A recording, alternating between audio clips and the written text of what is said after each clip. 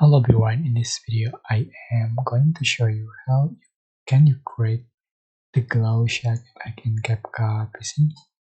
So for instance, I'm going to select this one, and to make it more interesting I'm going to remove the green color on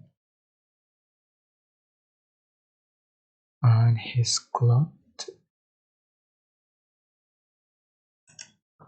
Go to layout, select chroma key, color picker, and select the color that I want to remove, and just for the strings and the shadow. And I'm going to go to basic and add color compass.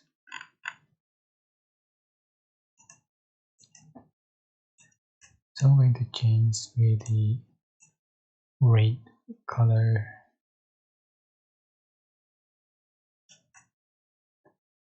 So after done, I'm going to go to back and select horizontal place 2. You can find trending, or you can looking for this effect and light effect.